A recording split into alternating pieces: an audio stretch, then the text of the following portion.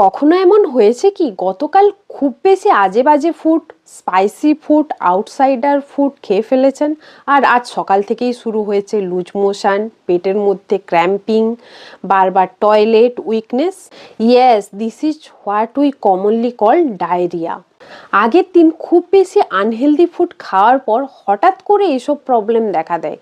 So don't worry, আজকের ভিডিওতে আমরা জানবো ডায়রিয়া কেন হয়।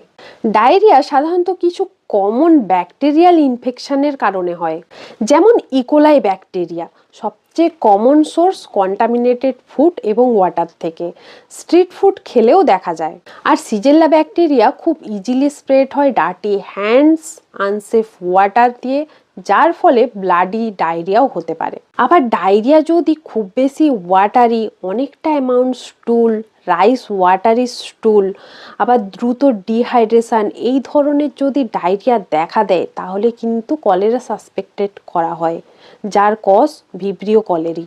এরপর দেখে নেব ডায়রিয়া হলে কি কি সিমটমস লক্ষ্য করা যায়।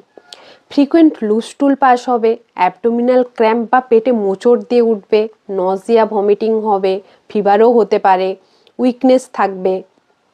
ডিহাইড্রেশন, ডিহাইড্রেশন এটা মনে রাখবে, চিলড্রেন্স এবং এল্ডারদের ডিহাইড্রেশন কিন্তু ভেরি ডেঞ্জারাস।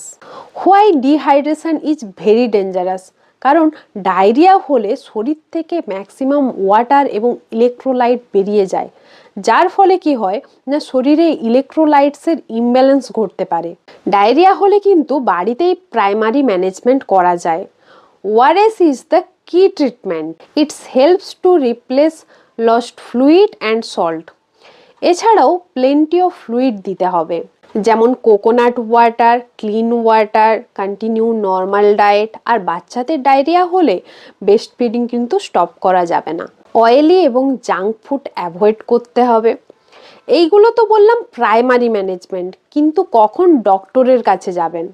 দিনে 6 থেকে 8 বার বা তার বেশি লুজ মোশন হলে, আবার স্টুলে ব্লাড বা মিউকাস দেখা গেলে, সিভিয়ার উইকনেস এবং ডিহাইড্রেশন থাকলে, স্টুলের সাথে বারবার ভমিটিং হলে কিন্তু ডক্টরের কাছে যেতে হবে। ডায়রিয়া প্রিভেন্ট করার উপায় কি? খাওয়ার আগে ভালো করে হ্যান্ড ওয়াশ করতে হবে, ক্লিন ওয়াটার ইউজ করতে হবে, ফুড হাইজিন মেনটেন করতে হবে।